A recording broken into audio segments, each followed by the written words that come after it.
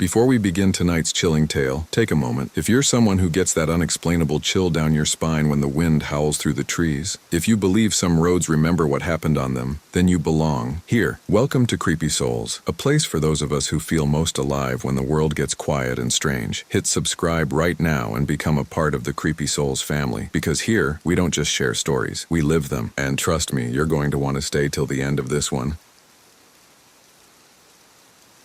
I've been driving trucks for about 10 years now, mostly short hauls through Virginia, Tennessee, and Kentucky.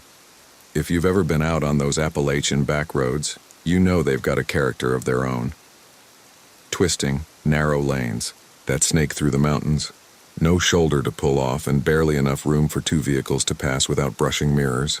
The kind of roads where your headlights catch a patch of fog and you swear you see a face in it before it drifts away. This particular night, I was hauling medical supplies out of Lexington, headed to a small clinic near Hazard, Kentucky.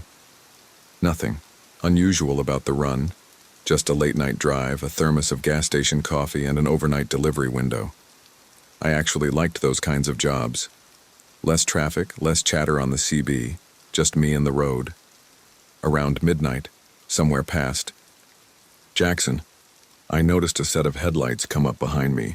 Nothing strange about that, except they didn't pass. Whoever it was kept their distance, holding steady in my mirrors. At first, I didn't think much of it. Lots of folks drive cautious on these roads. But after 20-30 minutes, they were still there. I slowed down a little. They slowed down too. I pulled over at a wide gravel patch, figuring maybe I'd let them by. Instead, the car rolled to a stop behind me. No movement. No one got out. They just idled there, their headlights glaring into my mirrors like eyes that refused to blink. I sat there for a minute, tapping my fingers against the wheel. My gut told me to just keep moving, so I did. I eased back onto the road, and sure enough, their lights lit up and fell back into line behind me. For the next hour, it went like that. Mile after mile, winding through those dark Appalachian valleys, with this stranger glued to my tail. The radio didn't reach out there, no cell service either. Just the hum of my engine, the hiss of my tires, and those damn headlights trailing me through the black. Finally, I reached a stretch of one-lane mountain pass.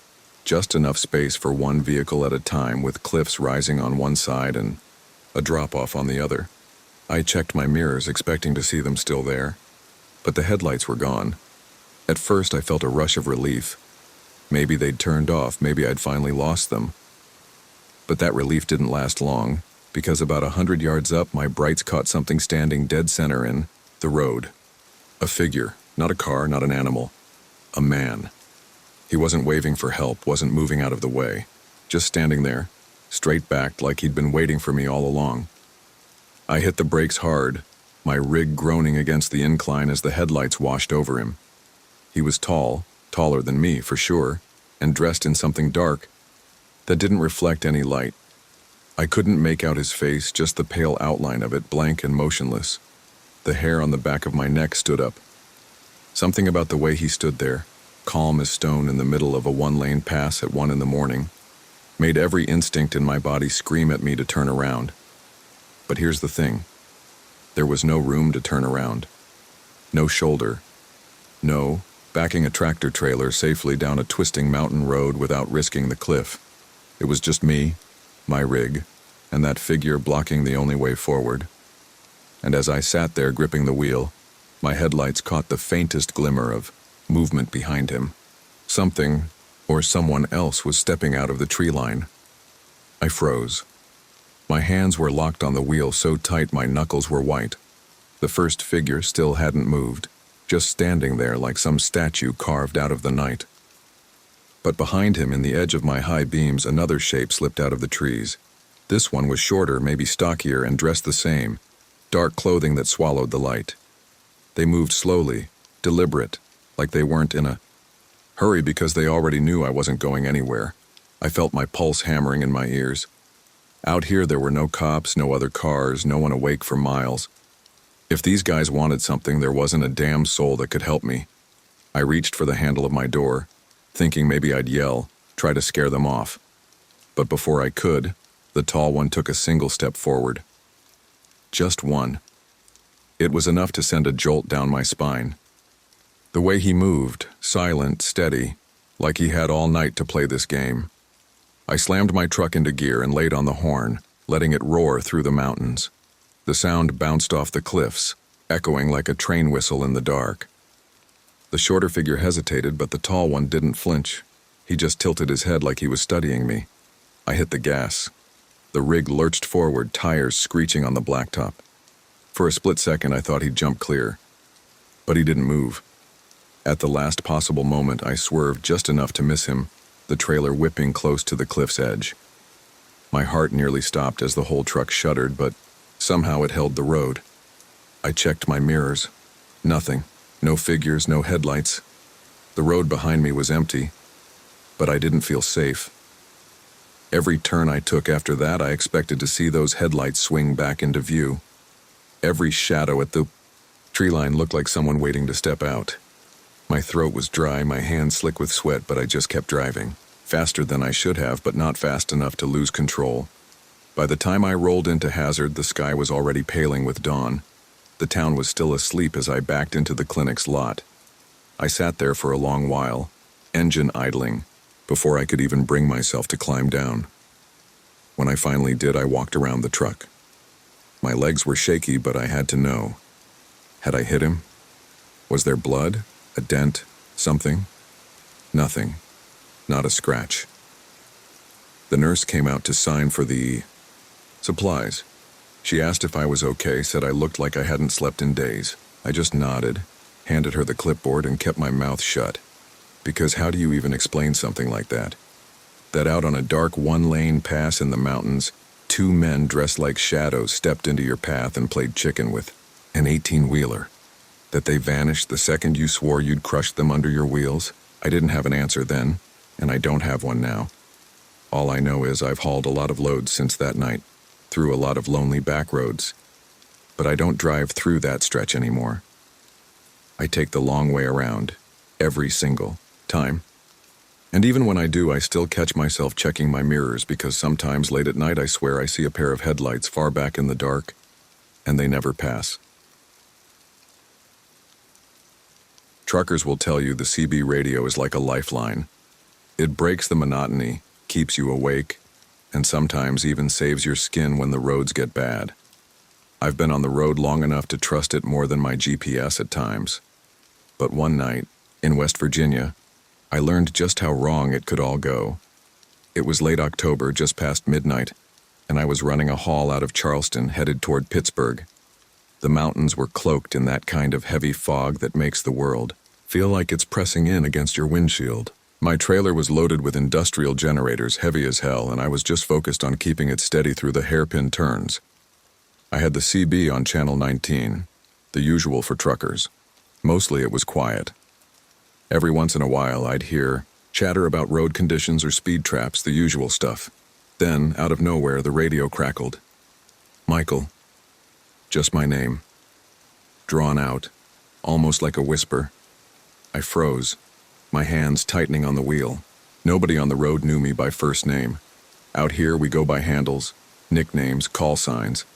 And I sure as hell hadn't given mine out that night. I told myself it was a coincidence. Maybe another driver named Michael. I tried to brush it off, but then the voice came again. Michael Reynolds. This time I felt my stomach drop. Whoever it was didn't just know my first name. They knew my full name. I snatched the mic. Who is this? Over. There was a burst of static. Then the ID voice came back, calm, steady, like they were sitting right next to me. You're wearing a flannel shirt, blue and gray, coffee stain on the collar. I glanced down at myself. My heart started pounding so hard I thought I'd choke. They weren't guessing. They could see me. I pulled the mic back to my mouth, my voice shaky. You messing with me? Where the hell are you? No answer, just a low chuckle like someone trying to stifle a laugh in the dark. The fog pressed heavier against the cab, and every shadow outside my headlights felt alive. I kept flicking my eyes to the mirrors, expecting to see someone tailing me. Nothing, but empty road and trees. Then the voice returned, even clearer. Hauling generators, aren't you? You should have strapped them better. One shift on these curves and you'll lose the whole load. I gripped the wheel tighter. No way he knew what I was hauling.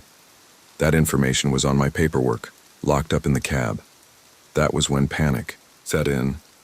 My mouth went dry, my palms slick against the steering wheel. I reached over and switched the CB off, the static dying instantly. For a second, the silence felt like relief. But only for a second. Because then, I still heard it. "Can you still hear me, Michael?" The voice was faint now, like it was inside the cab, curling out of the dashboard vents or whispering through the seat cushions. I spun around, eyes darting to the sleeper berth, the passenger side, even the dark floor at my feet. Nothing. Just me. I hit the brakes hard enough to make the trailer lurch. My rig idled there in the middle of a West Virginia back road surrounded by fog so thick I couldn't see more than 20 feet ahead. My headlights carved two pale tunnels into the mist, but they didn't show me a damn thing useful. And then in the corner of the windshield, I saw it. A figure, barely visible through the fog, standing on the shoulder just ahead. A man-shaped shadow, motionless like it had been there the whole time, waiting for me to stop. That's when the voice came one last time, but not through the CB. This time it was clear, deep, and it came from the passenger seat right beside me. "Don't look away." I whipped my head toward the passenger seat so fast my neck cracked. Empty. Just worn vinyl and my thermos rolling slightly from when I hit the brakes. No one was there, but the words still rang in my ears. "Don't look away." I snapped my gaze, back to the windshield. The figure was gone. My whole body was trembling, but I forced myself to put the truck back into gear. I wasn't about to sit on a foggy mountain road like bait. The rig groaned as I eased it forward, the trailer rattling on the uneven asphalt. My headlights pushed through the mist, illuminating nothing but the curling white fog and the glint of wet blacktop. For a few minutes it was dead silent. No voice, no figure, just the hum of the engine. I kept telling myself it had to be stress. Maybe I'd been awake too long. Maybe my brain was playing tricks. But then, halfway around a bend, the CB snapped on by itself. A blast of static filled the cab, followed by that same calm voice. "Eyes on the road, Michael. You're not alone out here." I yanked the power knob again. The radio was already off. My fingers were wrapped around a dial that wasn't even turned on. That's when I caught movement in my driver's side mirror. A pair of headlights appeared, out of the fog, close, too close. They hadn't been there seconds ago. I hadn't heard an engine, hadn't seen the glow until it was practically on my bumper. I pressed harder on the gas, trying to put distance between me and whoever was back there, but the headlights stayed right with me. My trailer creaked and moaned through the curves, but the car shadowed every move, steady and precise. Then my cab filled with that voice again, this time loud, like it was coming from every direction at once. "Don't try to outrun me. You'll wreck." My chest tightened. I gritted my teeth, fighting the urge to slam the brakes or pull over. I just kept driving, winding through those endless West Virginia roads, praying for a town, a gas station, anything. After what felt like an eternity, I saw a faded green highway sign through the fog. Rest area, 2 miles. I floored it. My rig roared louder than it ever should have on that kind of road. The headlights behind me followed for a stretch, but as I crested a hill, they suddenly blinked out, like someone had flipped a switch. By the time I pulled into the rest area, I was shaking so bad I could barely shift down. The lot was empty, just a single buzzing streetlight casting a pale yellow glow on cracked pavement. I climbed out, every nerve in my body on edge, and did a full walk around of the truck. Nobody was there, no headlights in the distance, no sound but the hum of insects in the trees. I sat in the cab until sunrise, locked in, wide awake. When I finally pulled into Pittsburgh later that morning, I didn't mention it to anyone. Who would believe me? But I'll tell you this. Ever since that night, I can't drive through West Virginia without glancing at my CB every few seconds. Sometimes it crackles when the channel's dead. Sometimes I catch faint whispers when I know I've turned the thing off. And once in a while, when the road is quiet and the fog rolls in thick, I see headlights flare up in my mirrors. They never pass. They never fade. And I always wonder if, one of these nights, the voice will come back. Driving a rig through the mountains is a lonely business, but most nights I don't mind it. The hum of the engine, the rhythm of rain on the windshield, the occasional small-town diner with burnt coffee and pie. It's a life you get used to. Some nights even feel peaceful. But not this one. It was a Tuesday in early spring, and I'd been running medical supplies out of Knoxville, bound for small clinics tucked deep in the Appalachians. The rain had been steady since sunset, turning, the switchback roads slick and carving muddy rivers down the embankments. Around midnight, my fuel gauge dipped lower than I liked, so I pulled off at the first gas station I spotted, a lonely old place off Highway 421. The canopy lights flickered against the wet asphalt, buzzing like they were ready to give out. The station itself was a squat brick building with one cloudy window and a single door.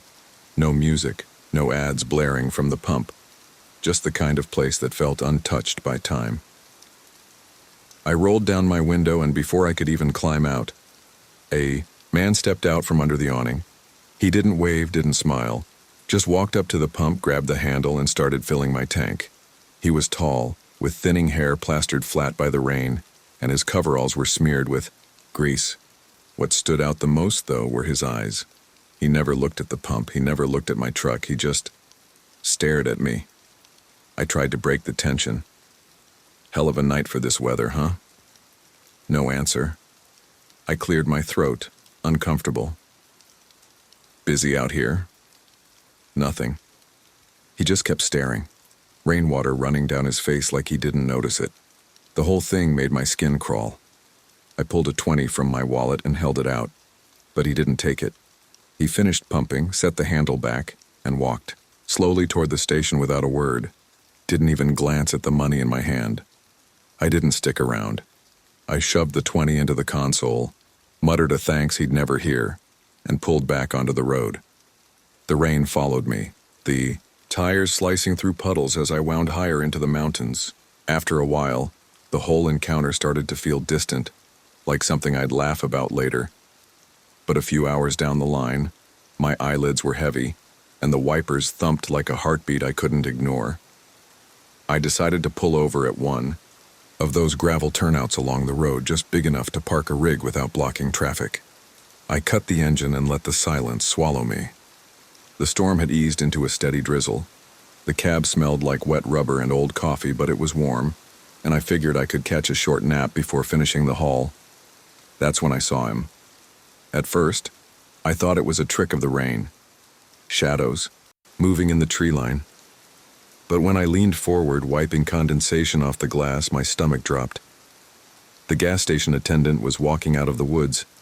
He was drenched, coveralls plastered to his frame, water dripping from his thinning hair. His gait was slow, deliberate, like every step was meant to be seen, and his eyes, locked on me through the windshield, were the same as before. Blank. Staring. I sat frozen in the cab, my breath fogging the glass. My brain scrambled for an explanation. The station was at least 50 miles back. There was no way he could have made it here on foot, not through mountains and pouring rain. Yet there he was. And as I fumbled for the ignition, my headlights caught something glinting in his hand. Not an umbrella, not a tool. A long, rusted tire iron, slick with rain. For a few seconds I couldn't move. The tire iron gleamed dull and wet in my headlights, and the man just stood there in the road the way he had under that flickering canopy. Chin slightly down, eyes pinned to mine like he'd been waiting for me to blink. The cab felt suddenly too small, thick with the smell of wet rubber and heater dust. I thumbed the lock button even though the doors were already down, then turned the key. The engine rolled over with that deep diesel bark, and the air system hissed alive. The sound should have made me feel bigger, safer. It didn't. He started walking, not fast, steady.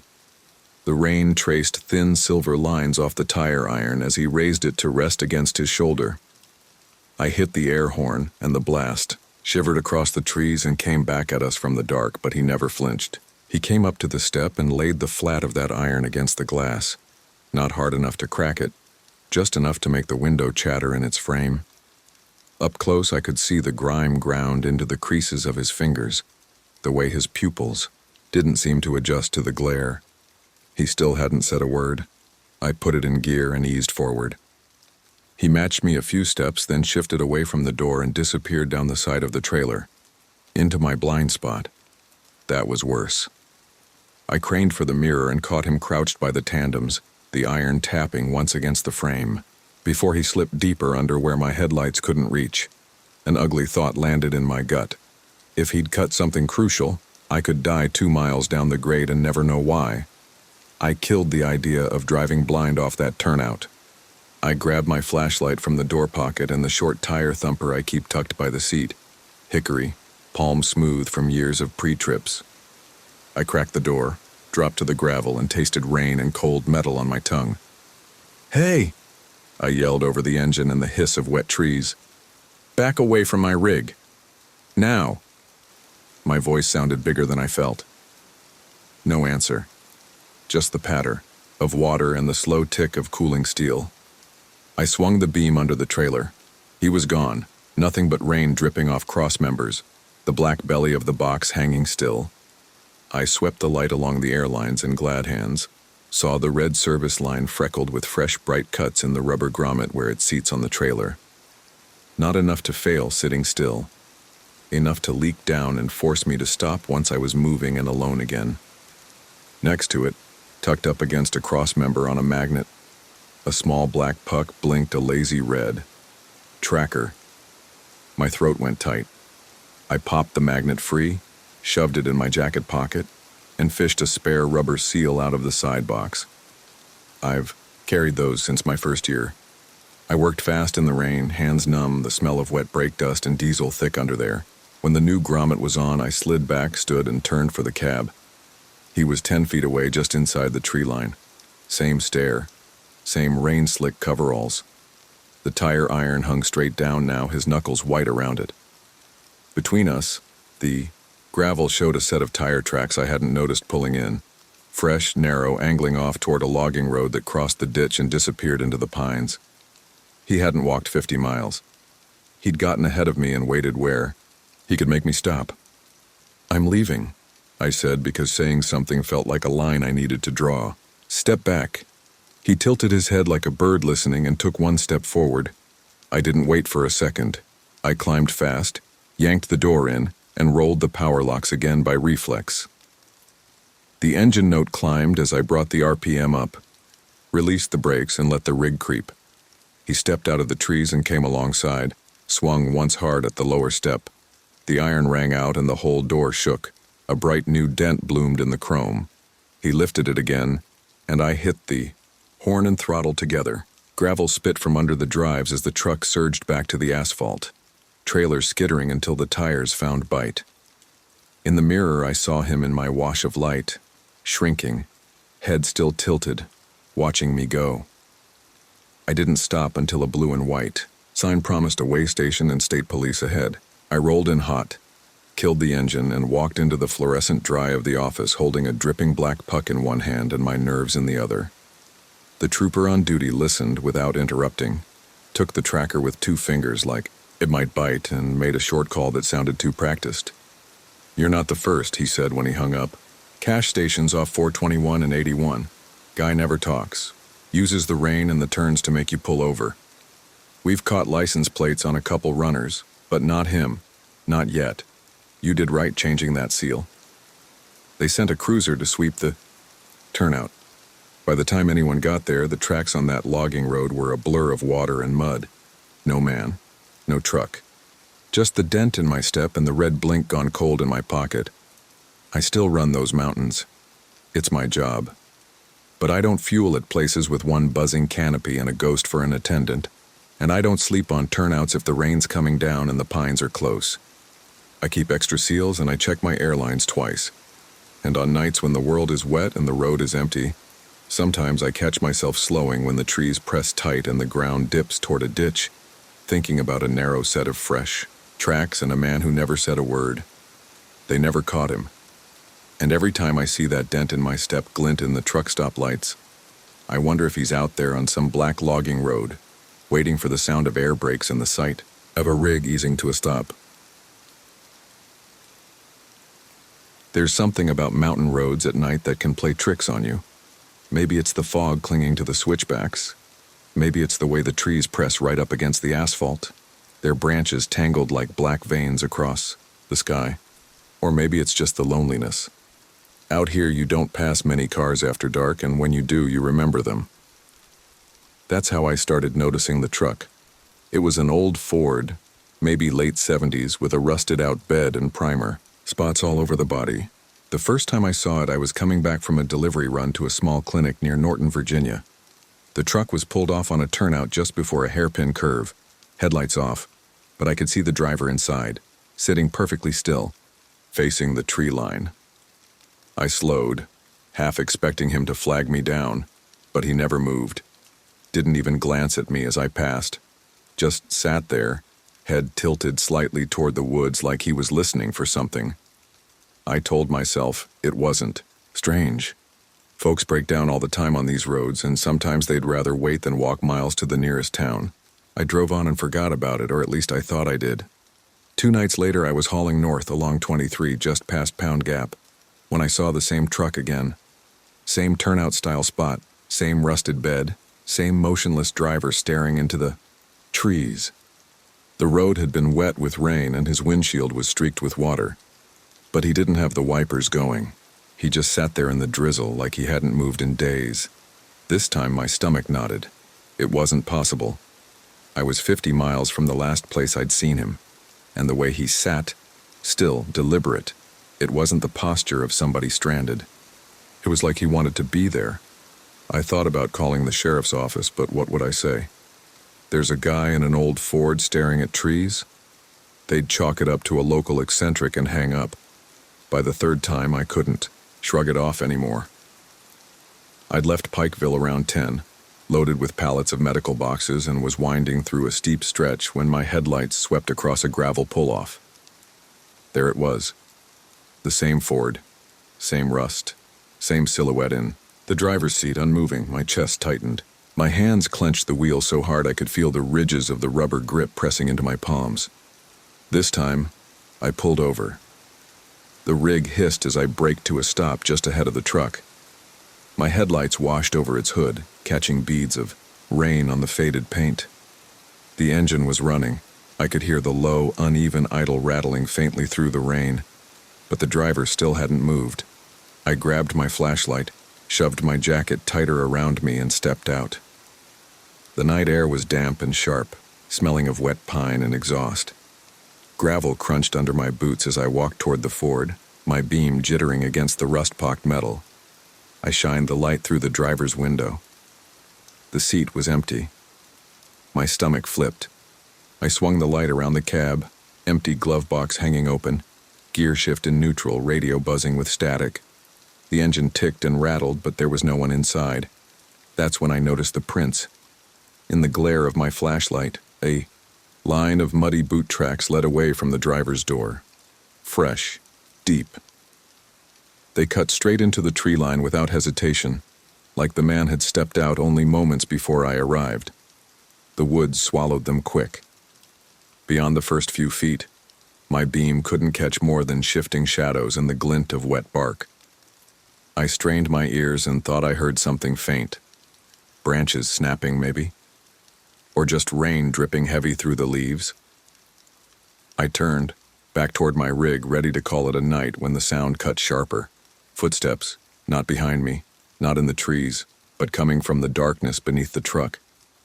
The sound froze me. Slow, deliberate footsteps scraping against gravel, but they weren't in the woods anymore. They were under my trailer. My first instinct was to swing the flashlight down, but I stopped myself. Some part of me didn't want to see. My pulse pounded in my ears, loud enough I thought he'd hear it too.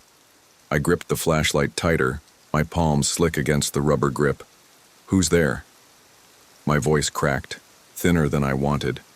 No answer, just silence, except for the steady tick of rain hitting metal and the low rattle of the Ford idling behind me. I forced myself to step back toward my rig. The gravel shifted under my boots, too loud, every sound giving me away. I angled, the beam low, sweeping it under the trailer, and caught a flicker of movement. A leg. Muddy boot. Dark denim.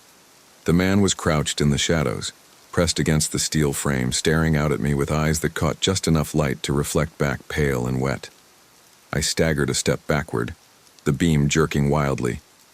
"Get out from under there!" He didn't move, didn't even blink.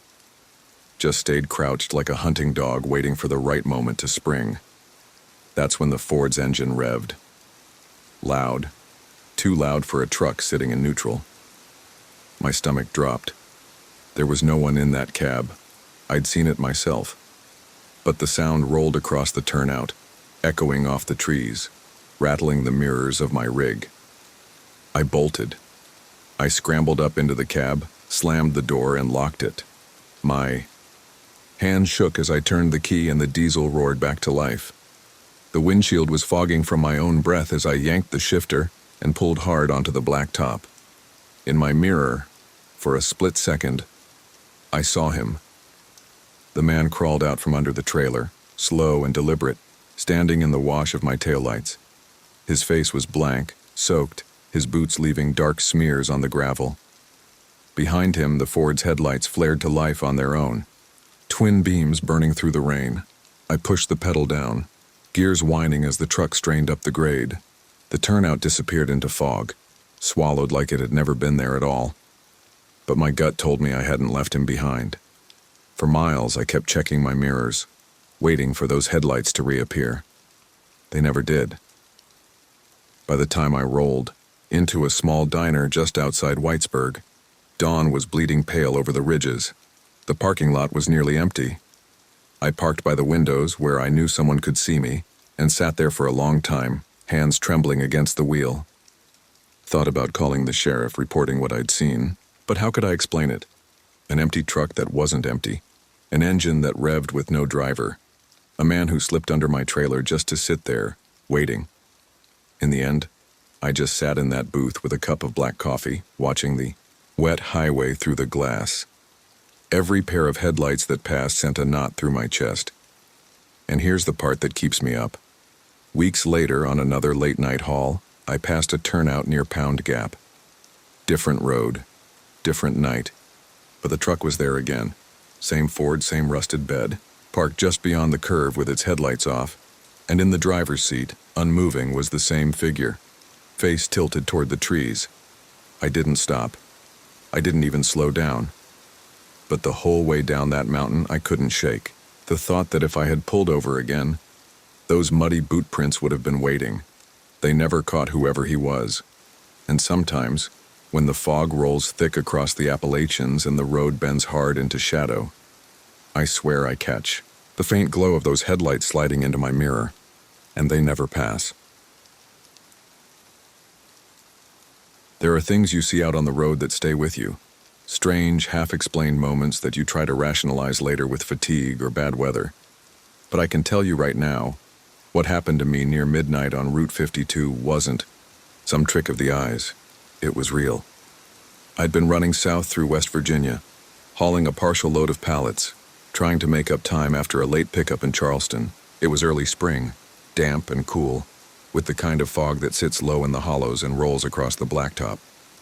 I was tired, sure, but not so tired I couldn't tell the difference between shadows and what I thought I saw lying across the road. It was a body. At first, I thought it might be a deer. Happens all the time out here. One gets clipped and left in the lane until a county truck comes to drag it off. But as my brights hit the figure, my stomach dropped. The outline wasn't an animal. It was human. Arms crooked at odd angles. Clothes, dark and soaked, head turned toward the ditch. I slammed the brakes, the rig groaning as the load shifted behind me. I came to a stop maybe 30 yards short. My first thought was accident. Maybe some drunk had staggered into the road or someone had been hit and left. The thought of leaving a man to die in the cold ate at me, so I grabbed my flashlight and climbed down. The air smelled like wet asphalt and pine. My boots crunched gravel as I crossed the lane, the beam of my light shaking in my hand. "Hello?" I called out, my voice swallowed by fog. The beam landed on the spot. Empty. The road was bare, slick with rain. No body. No drag marks.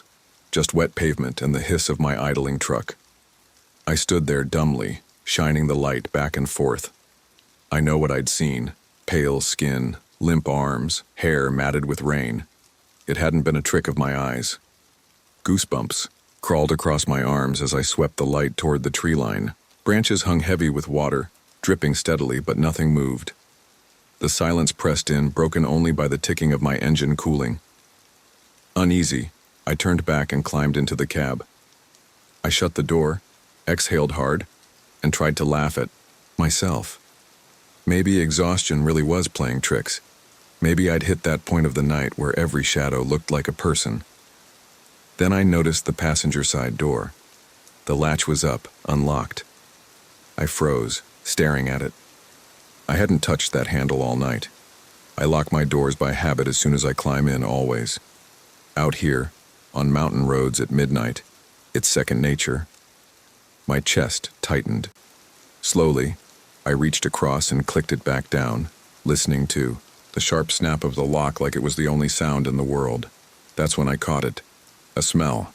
Faint, but wrong. Not diesel, not wet rubber, not the sour stink of old coffee. It was earthy like damp soil and rotting leaves, and it was strongest right there in the cab, hanging in the passenger seat beside me. I sat perfectly still, my breath fogging the glass. I didn't dare look. I just kept my eyes forward, one hand on the wheel, the other inching toward the ignition. And then, from the corner of my vision, I saw the shape of a hand slide slowly down the inside of the passenger side window, fingers pale, leaving streaks across the condensation. For a split second, I couldn't breathe. The handprint lingered, faint lines traced in the condensation like something had been pressed there from inside. My gut twisted. I knew I was alone when I left Charleston. I knew I hadn't unlocked that door. I twisted the key and the engine roared back to life. The vibration shook the glass, but the print stayed there. My pulse was hammering as I slammed the rig into gear, headlights cutting, through the fog. I didn't even check the mirrors. I just pulled hard back onto the road, the trailer lurching as the load shifted. For miles, I drove blind with panic. My eyes stayed fixed forward, terrified of what I might see in the passenger seat if I looked. The smell of damp earth clung to the cab, heavy and wrong, as if I'd dragged a patch of forest in with me. Finally, after what felt like forever, I hit a stretch of open highway near Bluefield. Sodium lights glowed pale above the asphalt, and I forced myself to glance sideways. The seat was empty, no handprint, no smell. Just my jacket crumpled against the vinyl. I pulled into the next truck stop I saw, parked under the brightest lights, and climbed out on shaky legs. My boots hit the pavement, and for the first time all night I felt a little safer with other trucks around me, engines humming, radios crackling from open cabs. I circled the rig with my flashlight, trying to convince myself I'd imagined it all, but when I reached the passenger side, my stomach dropped again. There were muddy boot prints. Not mine. They started at the gravel shoulder, ran up the steps, and stopped right at the passenger side door. I didn't sleep that night. I sat in the diner with a cup of bad coffee, staring out at the lot every time a rig pulled in. When the waitress asked if I was okay, I told her I'd nearly swerved into a ditch to avoid hitting a deer. It was easier than explaining what I'd really seen. In the morning light, the prints had faded with the rain. The door showed no sign of being forced. No one believed me when I told a couple of drivers later that week. They said I'd been on the road too long, that sometimes exhaustion makes you see things. Maybe they're right, but I still can't shake it. Because every time I drive through that stretch of highway near midnight, I find myself checking that passenger lock over and over, listening for the sound of it snapping back up on its own. And sometimes, when the fog is thick and the road feels too quiet, I swear I catch the faintest whiff of damp soil in the cab, like someone else is still riding with me. Breaking down on the road isn't unusual for a trucker, but when it happens in the mountains, it feels different. Out there, you're not just stuck, you're stranded. The narrow switchbacks, the steep drops, the fog that rolls in thick as soup. It makes you realize real fast how small you are compared to the dark. It was early November, A cold night where the mist hugged the trees and every breath hung like smoke. I was hauling an empty flatbed back through the Kentucky side of the Appalachians after a long week. Somewhere near Pine Mountain, the rig shuddered on a curve, and the engine gave out with a hollow cough. I coasted as far as I could and pulled, over on the narrow shoulder, one side brushing against rock wall, the other looking straight down into black. First thing I did was grab my phone. No bars, not even a flicker of service. I muttered a curse and tried the ignition again. Nothing but a click and a slow whine that made my stomach sink. Out here, that meant I'd be waiting for morning, maybe flagging down a car if one came by. I killed the lights and sat in the dark for a bit, listening to the quiet. Mountain quiet isn't like anywhere else. No hum of power lines, no traffic noise, just wind threading through the trees and the occasional scrape of rock tumbling loose down the slope. It can make you feel like the last man alive. That's when I saw them, headlights in my mirror. Far back at first, then closer, winding down the same narrow road I was stuck on. Relief washed through me. I figured I'd wave them down, maybe ask for a ride to the nearest town, or at least see if they had a radio that could reach out. As they rounded the bend, I climbed down from the cab and lifted my arm. The headlights dipped, slowing. The vehicle rolled closer, gravel crunching under its tires until it stopped maybe 20 yards behind me. I squinted, trying to make out the shape through the glare. Sedan, maybe. Couldn't tell the make or model, but the beams washed everything in white. I waited for the driver to step out. They didn't. I raised both arms, calling out, "Hey, I broke down. No service out here. You mind giving me a hand?" No answer. The headlights stayed fixed on me, unwavering. I took a step closer, crunch of gravel under my boots echoing in the stillness. The air smelled sharp, like cold stone and wet pine. My breath came out in short, visible bursts. Still no movement inside the car.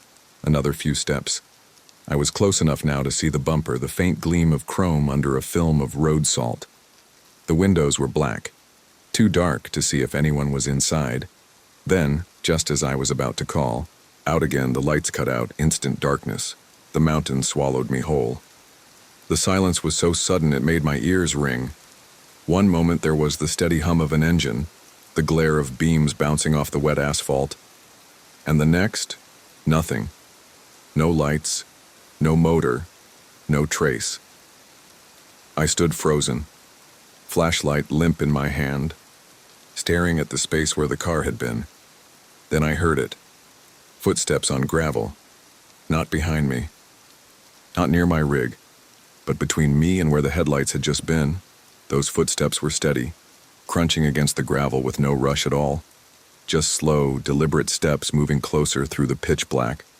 I swung my flashlight up, fumbling with the switch until the beam cut a narrow tunnel through the mist. The light caught only rain-slick asphalt, the rock wall to my left and the guardrail to my right. Nothing else. But the sound didn't stop. "Hello?" My voice cracked in the cold. "Who's there?" The steps paused. For a second I thought, maybe I'd imagined it, that it was just rocks sliding loose. Then the sound started again. Closer this time, off to the side, like someone had shifted into the ditch between the road and the trees. I backed toward my rig, my boots crunching, too loud, every nerve screaming. My flashlight flicked across the pavement and landed on something that made my stomach drop. Wet, muddy boot prints. Fresh. Leading up from the tree line to the very spot where the car had idled. But the car itself was gone. No taillights disappearing. Down the mountain. No rumble of an engine fading into the night. Just me, the empty road, and those prints. I scrambled back into the cab, slammed the door, and locked it. My hands were shaking so bad I almost dropped the flashlight. The cab smelled like cold vinyl and diesel, a smell I usually found comforting, but now it felt suffocating. I sat there in silence, waiting, listening. At first there was nothing, just the tick of the cooling engine. Then I heard it again. Crunch. This time, right outside my door. I held my breath, staring at the handle. It rattled, just once, like someone testing it. I lunged across and shoved the lock down harder even though it was already set. My heart was hammering so loud I thought it might shake the glass. I didn't move for what felt like hours. Eventually, the sound faded. No more crunch of gravel, no more rattling handle. Just silence. When dawn finally broke, pale light spilling, over the ridges I forced myself to climb out. The air was sharp and wet, fog lifting off the valley like steam. My legs felt like rubber as I circled the truck. On the driver's side door, just below the handle, was a smear of mud. 4 distinct streaks where fingers had dragged down the paint. I didn't wait around to see more. I flagged down the first car I saw that morning, a beat-up Subaru with a young couple inside, and they gave me a lift to a service station in town. The mechanic towed my rig out later that day, said the breakdown was simple, alternator shot. But when I asked if anyone had reported a car stuck behind me on the mountain the night before, he just shook his head. No one had. And here's the part that sticks with me. A week later, running a night haul through a different stretch of the Appalachians, I saw headlights in my mirror. They slowed when I slowed, stopped when I stopped. Just like before, I never pulled over to check again. They never caught whoever it was. And to this day, whenever I'm stuck on a mountain road with no service, I find myself staring hard into my mirrors, waiting for those headlights to blink out and leave me in silence. Truckers will tell you, the late-night runs are the loneliest. I don't usually mind it. The quiet roads, the steady hum of the rig, the way the world feels like it belongs only to you for a while. But sometimes, that loneliness plays tricks. Sometimes it opens the door to things you can't explain. It was a little past midnight when I pulled off Route 11 near Wytheville, Virginia. There's a small beat-up diner along that stretch I've stopped at a few times, 24 hours most days. But on Sundays it closes early. That night the neon sign over the door was dark, the lot empty except for a soda machine buzzing loud in the fog. That's where I saw him. He was standing at the edge of the lot, right under a streetlight that flickered every few seconds.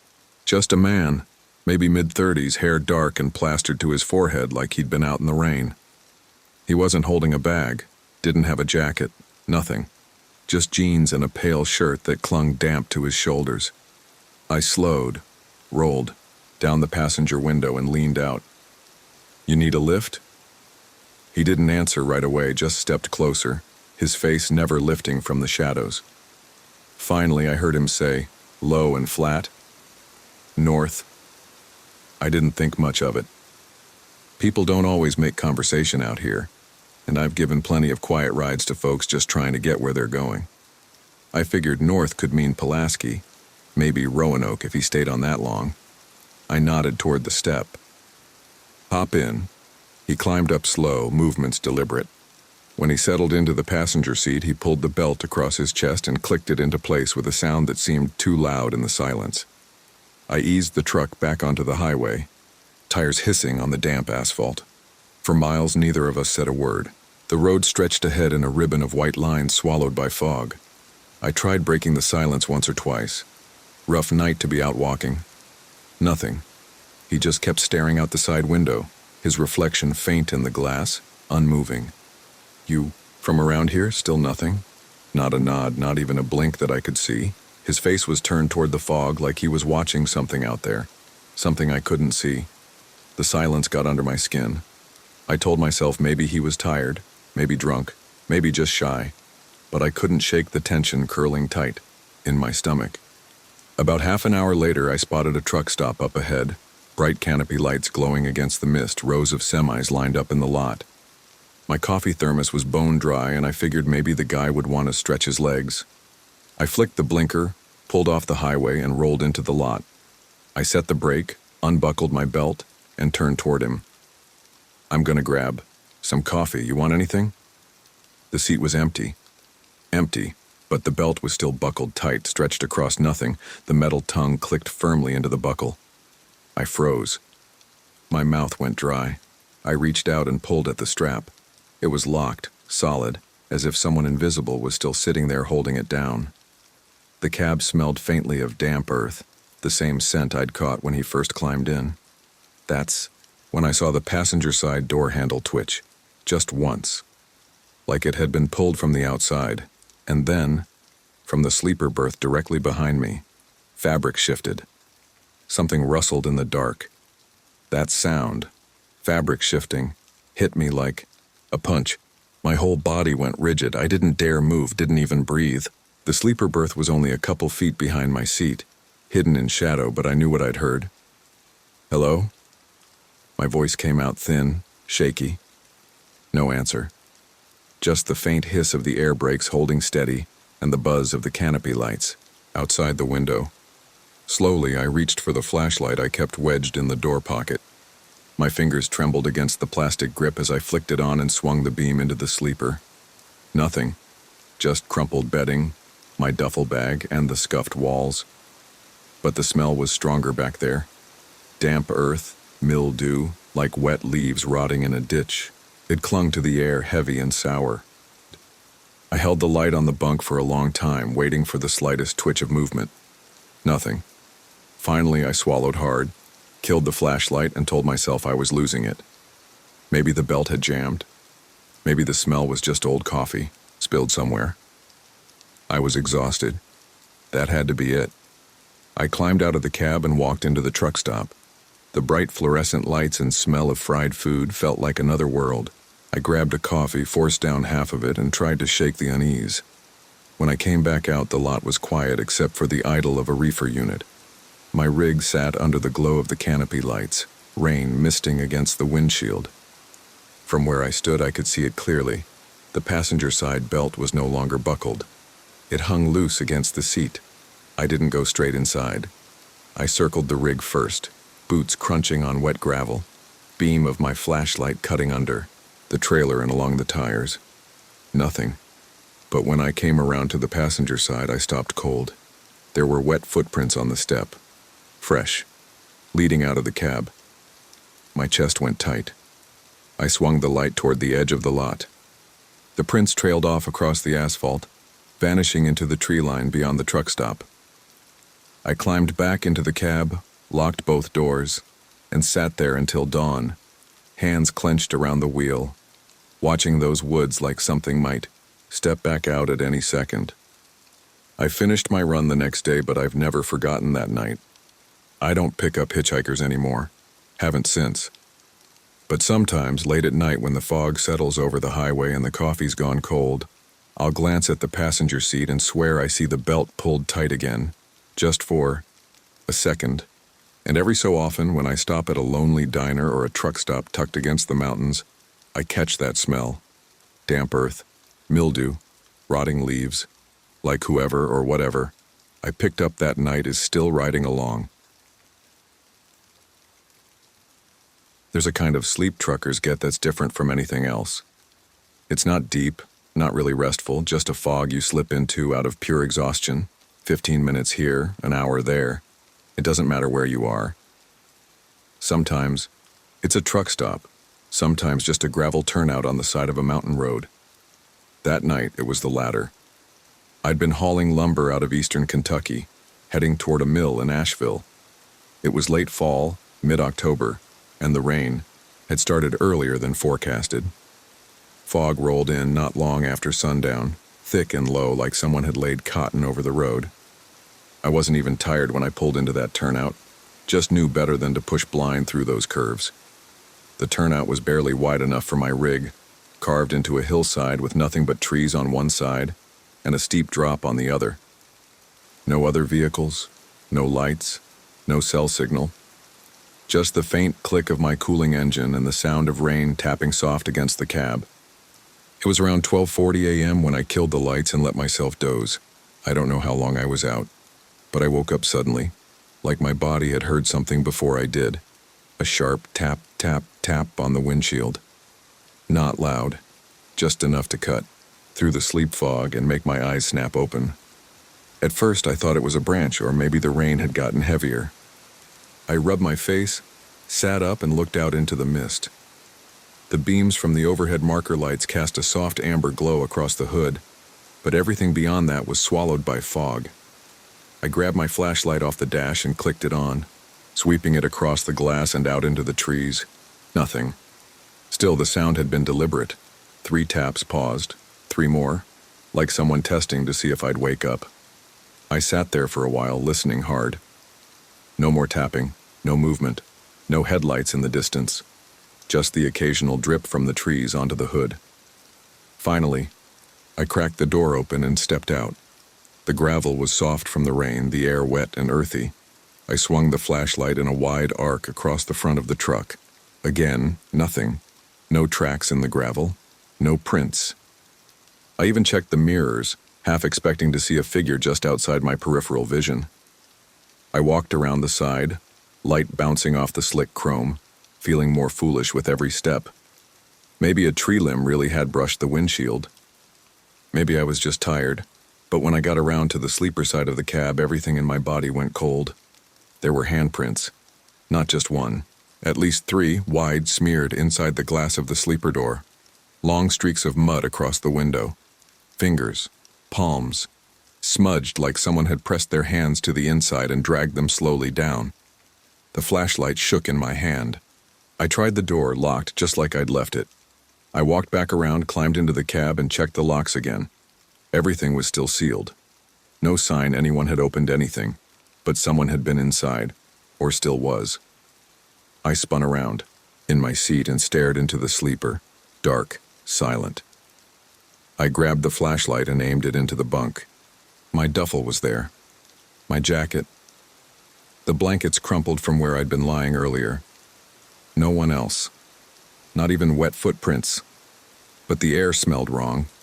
Not like sweat or fuel or cheap truck stop soap. It smelled like the woods.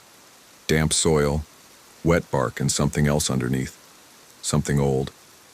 And then something brushed the curtain behind the bunk. Not wind, not movement from the truck settling. It was slow, deliberate, like someone inside was just now trying to stay quiet. I held, the flashlight steady, the beam shaking just enough to dance shadows across the back curtain. My hand was slick with sweat. The bunk was maybe 3 feet behind my seat, separated by nothing more than that thin, half-drawn cloth and a curtain rod barely hanging onto its track. Whatever moved back there, it was real. I wasn't dreaming anymore. I hadn't imagined the handprints, and I sure as hell wasn't imagining the weight of someone breathing just on the other side of that fabric. I stayed frozen for what felt like minutes. No sound, no movement. Just me, the truck humming beneath me, and that awful heavy air inside the cab. I considered throwing the door open and bolting, but I was up on a narrow turnout, shoulder against a drop, woods thick on the other side. Running into the trees in the dark didn't feel like much of a plan, so I did what any scared, sleep-deprived idiot might do. I spoke. "Look," I said, forcing my voice low and even. "I don't want trouble. If you're hurt or need help, just say something." Silence. Then, just as I started to believe it might have been a raccoon or my brain shorting out, the curtain moved. Not flapping. Not shifting from wind or vibration. It peeled back, slow. An arm came first, pale, dirty, caked with what looked like dried mud and something darker. The fingers curled around the edge of the curtain, nails cracked and darkened, skin raw at the knuckles like they'd been dragging them across gravel. Then the face followed. It wasn't rage. It wasn't sadness or fear. It was blank. Just 2 glassy eyes sunk too deep into the sockets and a mouth slack and parted like the whole body had forgotten how to be human. I didn't see anger. I saw emptiness. I don't remember yelling. I must have slammed that door open and jumped from the cab like it was on fire, because the next thing I knew I was stumbling back through the fog, gravel digging into my palms. My flashlight had clattered somewhere. I couldn't find it. I turned back toward the rig, expecting the door to swing open for him to come out after me. But he didn't. Nothing moved inside. And after about 10 seconds, the headlights flashed, on one long beam cutting through the fog like a knife. He was in the driver's seat, I swear to God, just sitting there. Hands on the wheel, head tilted just slightly toward me as if to say, "Your turn's over." The engine didn't start. The cab didn't shift. The lights just stayed on, humming quietly. Then they blinked off, and the truck was dark again.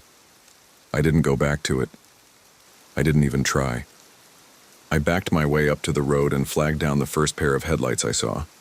An old Chevy pickup with a farmer inside, who looked at me like I'd just come down off the mountain half feral. I barely made sense explaining it. When we returned, with the sheriff an hour later, my rig was still parked exactly where I'd left it, locked tight, sleeper empty, no footprints, no handprints, nothing but the smell, that deep rotted forest smell still hanging faint in the air, as if the trees themselves had crept inside. They told me I probably fell asleep and imagined the whole thing, that the handprints were my own, that the smell was maybe something I picked up from the lumberyard, but I know what I saw. And sometimes when I drive past empty turnouts in the fog, I look for flashlights, for figures, for movement in the trees. And every now and then when I lay down in my bunk, I check the curtain behind me 3 times, just to be sure it's still just me in that sleeper. Because whoever, or whatever, got in my truck that night, they never opened the door to leave. I've run deliveries all through eastern Kentucky and into West Virginia for over 20 years now. That stretch of back roads through the hollers, the kind that twists so tight you can feel your trailer breathing behind you, it becomes second nature after a while. That night I was running late out of hazard, hauling medical supplies down through Letcher County, cutting across a narrow stretch called Copperhead Hollow. Locals don't like that name. Some call it a nickname. Others swear it's still on the maps from 100 years ago, but either way it fits. That road coils through thick woods, barely 2 lanes wide, and there's no shoulder, just drop-offs and rock walls. No service. No homes, just woods and dark. It was a little past 2 a.m. when I came around a bend and hit the brakes. Hard. A semi was lying on its side across the road, blocking the entire lane like it had just flipped minutes earlier. The cab was crushed, against a rock wall. The trailer had cracked open, scattering broken pallets of, I don't even know what. Cardboard boxes, paper, something light. I rolled to a stop and grabbed my flashlight. My first thought was, is someone hurt? I've come across accidents before. This one felt different right away. There was no skid mark, no signs of panic braking. The tires were shredded, but the ground beneath them looked dry and untouched. No fluid leaking, no smoke. I stepped out, the gravel damp under my boots, and scanned the wreckage. No blood, no driver, not in the cab, not on the ground. I walked around the truck, careful not to step in anything dangerous. The passenger door was half torn open, and the windshield had spiderwebbed inward like something or someone had hit it from the outside. Still, no one. No gear. No phone. Just an empty rig dumped in the middle of a dead road. I grabbed my radio and called it in. Our dispatcher relays with emergency services when you're in the backwoods with no bars. I gave the location as best I could, Copperhead Hollow, mile marker 14 or so, and waited for someone to respond. 30 minutes passed, then an hour. No cars came by, no trooper, no headlights in either direction. I finally climbed back into my cab, just sat there with the engine idling and the headlights casting long shadows over the crumpled metal. I kept the door locked, but I couldn't shake the feeling I was being watched, like the trees themselves were leaning in. At 4:17 a.m., I saw blue lights in my mirror. A Kentucky State Police cruiser pulled up behind me, and a tall trooper got out, raincoat flapping in the wind. His boots crunched on the gravel as he approached. He knocked on my window and motioned for me to roll it down. "Morning, sir," he said. "We got a call from dispatch about a wreck out here." "Yeah," I said. "You're looking at it." He looked past me, eyes scanning the crash like he hadn't even noticed it until now. "That's the one you called in?" "Yeah." I pointed toward the crumpled cab. "No driver. Been waiting a couple hours. No one's come by." The trooper stared at the wreck. His expression shifted. Subtle, but something changed. He stepped a little closer, voice quieter. "Now, sir, that wreck was cleared 3 days ago." I blinked at him. "What?" He pointed at the far side of the wreck. There's nothing blocking the road. Look. I leaned out and followed his finger. And sure enough, past where my headlights had stopped, there was nothing. No trailer, no cab, no debris. Just a clean, empty stretch of wet asphalt. I turned back toward the wreck I'd been staring at for the last 2 hours, and it was gone. I froze. The road where the wreck had been, where I'd stood, walked, called, and waited, was now just bare blacktop stretching into the dark.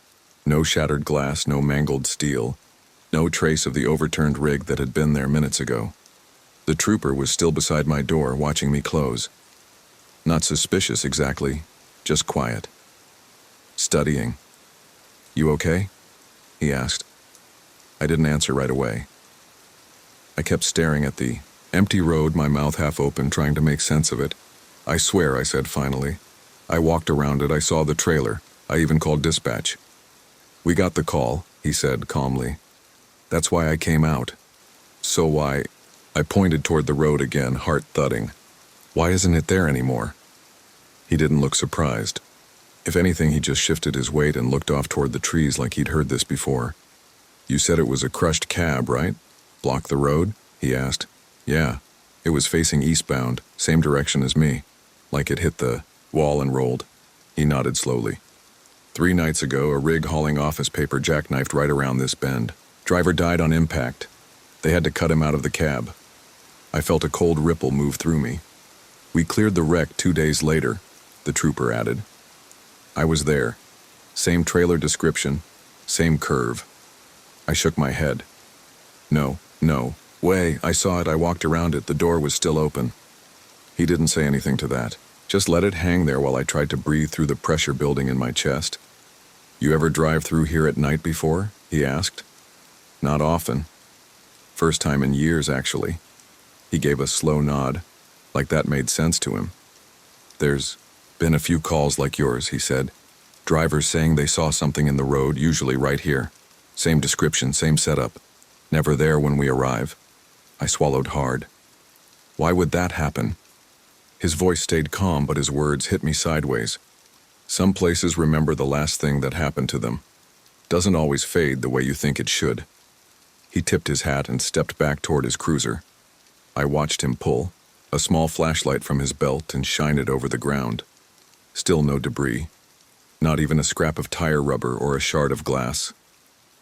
He turned back one last time. "You're lucky, you know," he said. "Some drivers who see that wreck, and they don't stop, they try to swerve, sometimes go over the edge." I felt my stomach tighten. I hadn't thought of that. He gave me a small nod. "Drive safe, mister." Denton. He never asked for my name. By the time I pulled back onto the road, the fog had thinned a little. I drove in silence the rest of the way. No music, no CB, no coffee. Just the steady rhythm of the tires and that sick, crawling feeling that the mountain had shown me something it wasn't supposed to. I've been through Copperhead Hollow a few more times since then, but never at night. And every time I pass mile marker 14, I keep my eyes dead ahead. Because sometimes, in the reflection of my mirrors, I think I see that crushed rig again, its cab folded like a beer can, and a dark shape slumped behind the shattered glass. They never caught the man who caused the wreck, and I still wonder if the road itself is trying to show us what it remembers.